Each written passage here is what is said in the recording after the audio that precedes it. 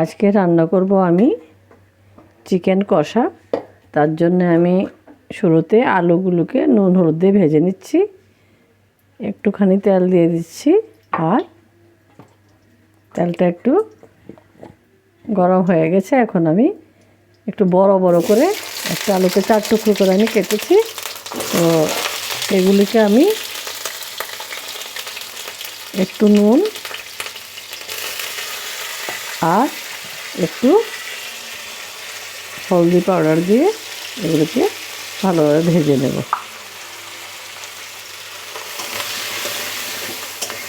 আজকে আলুটাকে ভালোভাবে ভেজে তারপর আমি রান্নাটা করছি, একদম চিকেন কষা বানাবো। আলুটা আমার লাল লাল করে ভাজা হয়ে গেছে। এখন আমি আলুটা একটা পাত্রে তুলে নিচ্ছি। একদম পুরো বয়েল করিনি, পুরো বয়েল করলে আবার পরে গলে যেত। তো এখন আমি কড়াইতে আবার দিয়ে দিচ্ছি সর্ষের তেল। আর বেশি তেল দেব না, কারণ চিকেন থেকেও তেল বেরোবে।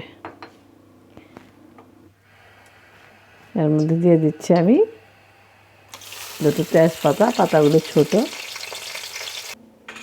দিয়ে দিচ্ছি গোটা এলাচ আর দারচিনি। আর দিয়ে দেবো আমি কিছু পেঁয়াজ কোচানো।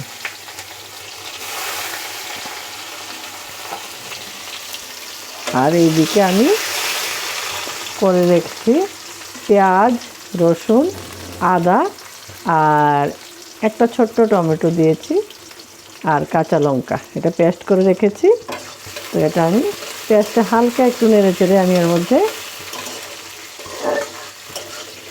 দিয়ে দেব আমার পেস্ট।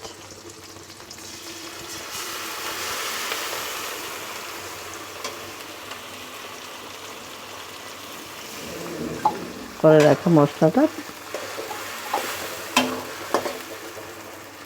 আর এর মধ্যে দিয়ে দিচ্ছি আমি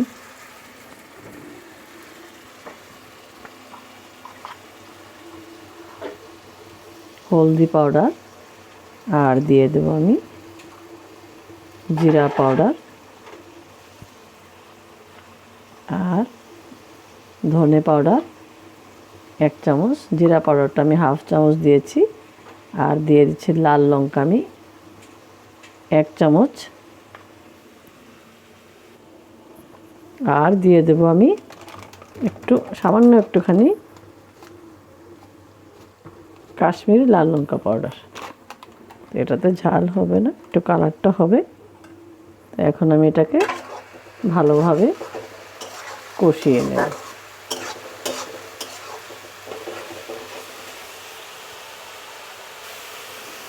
দিয়ে দিচ্ছি আমি গ্রাইন্ডারে বাটি ধরে একটুখানি জল, আর এটাকে আবার ভালোভাবে আমি কষিয়ে নিচ্ছি।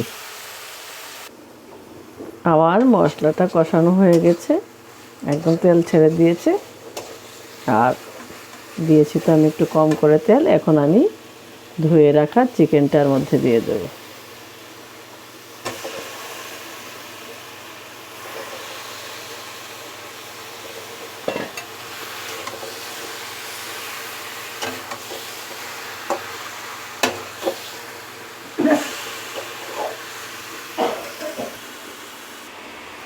এখন দিয়ে দেব এর মধ্যে আমি স্বাদ মতো নুন।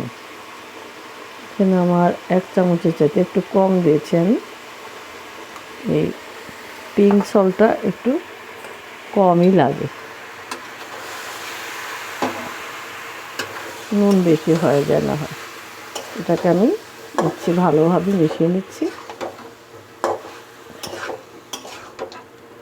আর এখন এটাকে আমি একটু ঢেকে দেব।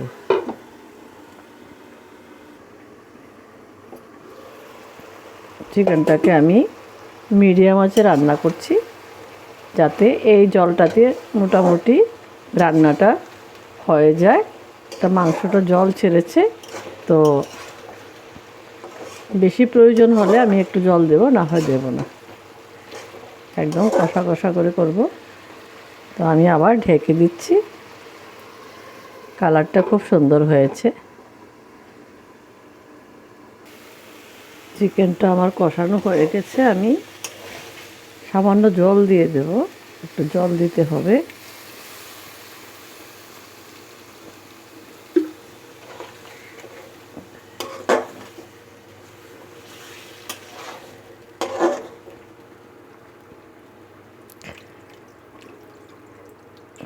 এক গ্লাস মতো জল দিয়েছি আমি। এটা একটু ফুটে উঠলে আমি আলুটা দিয়ে দেব, ঢেকে দিচ্ছি।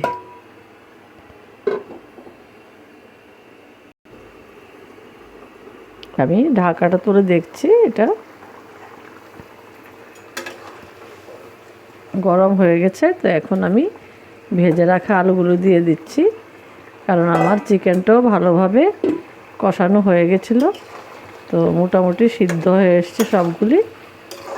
এটাকে আমি একটু নাড়াচাড়া দিয়ে তারপরে আমি এটাকে ঢেকে দেব। কিন্তু আর আগে দেখাচ্ছে, এটা কালারটা খুব সুন্দর হয়েছে। আর ঝোলটা আরও কষিয়ে নিলে দেখতেও ভালো হবে, খেতেও ভালো হবে। আপনারা যদি আমার রান্না পছন্দ করেন তাহলে আমার চ্যানেলটাকে সাবস্ক্রাইব করে দেবেন। আর যদি আজকের রান্নাটা ভালো লাগে তাহলে লাইক, কমেন্টস আর শেয়ার করে দেবেন।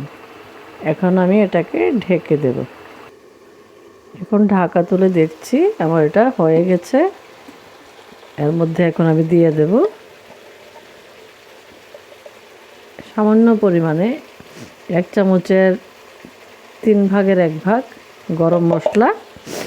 আর একটা জিনিস দিয়ে দেবো আমি এর মধ্যে, আগে থেকে আমি ধুয়ে ভিজিয়ে রেখেছি কাসুরি মেথি। কাসুরি মেথিটা আমি ধুয়ে রেখেছি, কারণ এটা তো বাড়িতে করো না, আমি একটু ধুয়েই দিই। তো এখন এটা হয়ে গেছে আমার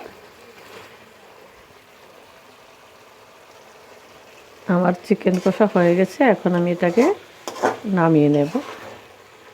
সব আলু সব সিদ্ধ হয়ে গেছে। আলু তো আগে থেকে মোটামুটি ভাজা ছিল 50%। এখন আমি এটাকে তুলে নেব। তৈরি হয়ে গেছে আমার চিকেন কষা।